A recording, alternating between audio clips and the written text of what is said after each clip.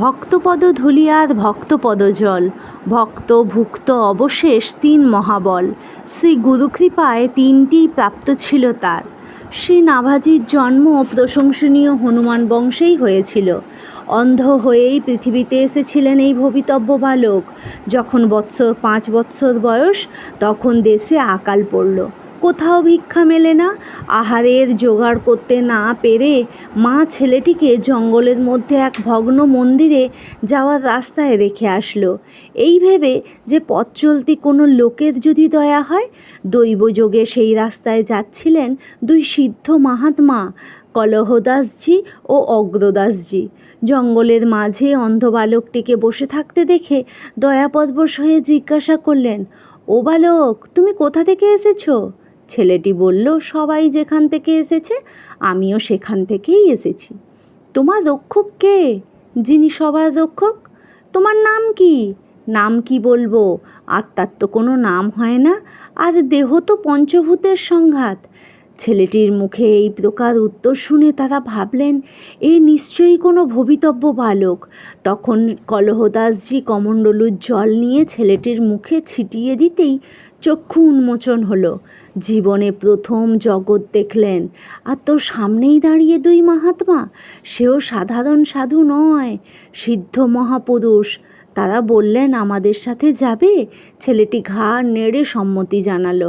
আশ্রমে এনে বড় গুরু ভাই কলহদাসজি অগ্রদাসজিকে মন্ত্র দিতে আজ্ঞা দিলেন।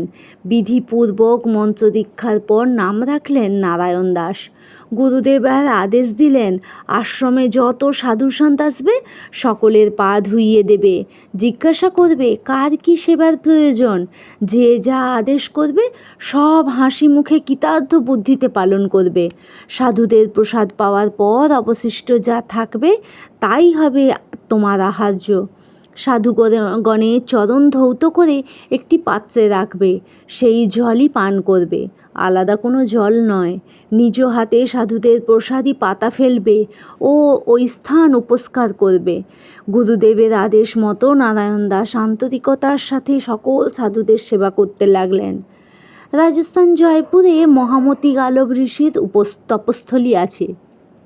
সেখানে কিলহদাসজি ও অগ্রদাসজির শ্রী গুরুদেব শ্রীকৃষ্ণদাস পেহারি বাবা কেবল পয়দুগ্ধ পান করে কঠোর সাধনা করেছিলেন। পেহারি বাবা কোথাও গেলে আগুনের ধুনি গামছায় বেঁধে নিয়ে যেতেন, এমনই শক্তিধর মহাপুরুষ ছিলেন। তার সেখানকার প্রাকৃতিক দৃশ্য অতীব মনোরম। ওপর থেকে বর্ষার ধারার মতো ঝর্ণার জল 12 মাস পড়তে থাকে। এই আশ্রমে শ্রী সীতারামের সেবা রয়েছে, মুখ্যত সাধু সেবা। শ্রী রামানন্দাচার্যের পরম্পরা। প্রসিদ্ধ এই আশ্রমে সাধুদের যাতায়াত লেগেই থাকতো। নারায়ণ দাস সাধু আসলেই তাড়াতাড়ি চরণ ধুইয়ে দিত। সাধুদের ইচ্ছা না থাকলেও ছোট্ট ছেলে দেখে কেউ মানা করতে পারত না।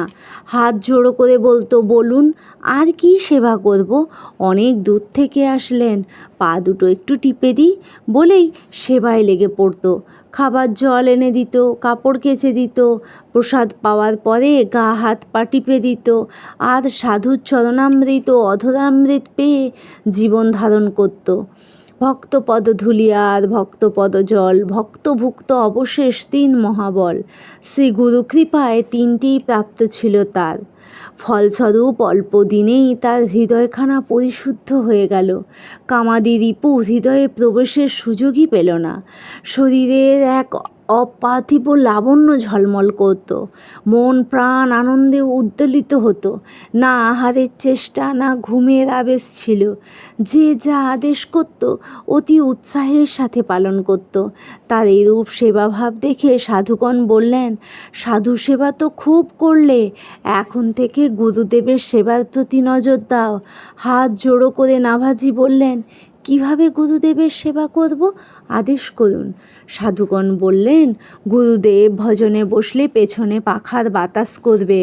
সাধু আজ্ঞা শিরোধার্য করে এবার গুরু সেবায় সংলগ্ন হলেন নারায়ণ দাস। গুরুদেব রাত 3টে উঠে হাত মুখ ধুয়ে রাত্রিবাস ত্যাগ করে ভজনে বসেন। শ্রী নাম জপ করতে করতে ভগবল্লীলা চিন্তন করেন। নারায়ণ দাস পেছনে দাঁড়িয়ে পাখার বাতাস করেন। আগের দিনে এই প্রকারই নিয়ম ছিল। শিল জীব গোস্বামীপাদ লিখেছেন, নাম সংকীর্তন অপরিত্যাগেন স্মরণং কুর্যাৎ। শুধু লীলাচিন্তন নয়, নাম জপের সঙ্গে অর্থাৎ নামাশ্রয় করে নামের কৃপায় স্মরণ সম্ভব। নিষ্কামভাবে নাম করতে করতে যে পরিমাণে চিত্তশুদ্ধি হবে, সেই পরিমাণে নামের আস্বাদন ও লীলা স্মরণের গাঢ়তা হবে।